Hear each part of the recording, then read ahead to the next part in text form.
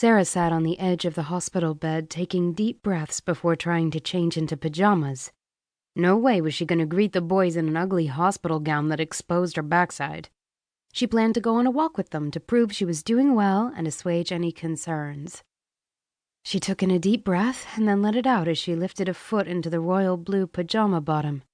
A pain immediately shot to her groin. The whip cuts on her thighs had been especially deep there and infected. There were several layers of stitching. As the wounds healed, they also tightened. Right now it felt as if she was pulling all those stitches apart one by one as she raised and lowered her leg.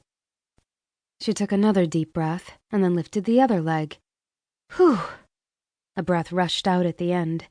That leg was a little easier. Clasping her fingers around the edge of the V-neck t-shirt, she pulled it into her lap. The white and pink stars on the blue background made her smile. She could get the boys talking about star constellations with this. She easily slid the oversized top over her head and past her bandaged ribs. Wobbling as she stood, Sarah grasped the walker next to the bed and slowly stood straight. Well, well, look at you. Theresa's smiling face peered around the corner of the door. Okay if I come in? Sarah nodded. Good timing. I need to decide what to do about my hair. What hair?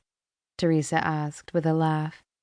Just tell the boys you decided to leave boring Sweetwater Canyon and join a raucous punk band. Sarah rolled her eyes. Yeah, sure. They'll believe that. She pushed the walker toward the bathroom. Need to look in the mirror and see how bad it is so I can create a reasonable story for the boys. She opened the door and the light automatically came on. She gasped.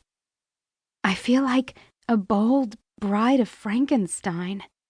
She turned her head from side to side. It seems to look worse now than it did when they first unwrapped the bandage from my head. Theresa put an arm around Sarah's waist. You were drugged then, sweetie? Believe me, it's better. Not as red. Sarah's shoulders drooped. I shouldn't have insisted that Tom bring them here. All I'll do is scare them. Theresa looked in the mirror and then turned to look Sarah in the eyes. We will not let that happen. I brought some help. She scooted toward the door to the room and yelled into the hall. Come on in. In the mirror reflection, Sarah saw Kat and Michelle march past with several bulging shopping bags. Michelle was first into the bathroom and stepped to Sarah's side, gingerly hugging her. Then Kat appeared as well. What? Sarah sputtered. Tom called to tell us he was bringing the boys by. We knew you would feel pretty self-conscious, so we brought the makeover team.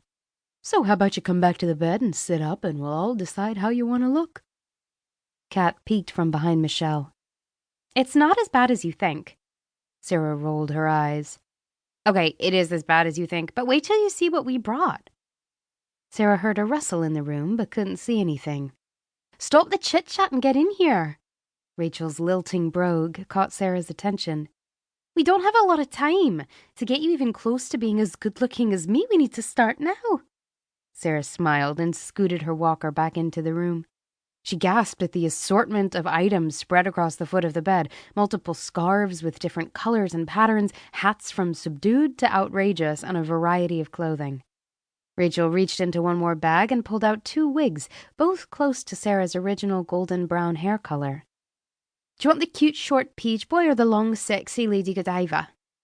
Sarah chuckled as a grateful tear escaped. You guys are the best. She wobbled a bit as she pushed toward the bed. Theresa stepped in to steady her with a strong arm. Let's get you settled. This makeover stuff is exhausting. Kat quickly took the walker and moved it out of the way as Theresa helped lift Sarah's legs back onto the bed. Exhausting for us, Rachel joked. You're just going to sit there and be waited on like a queen. Sarah laughed again. Rachel always helped her not take life too seriously. Who would have known they would really become friends when they were so different?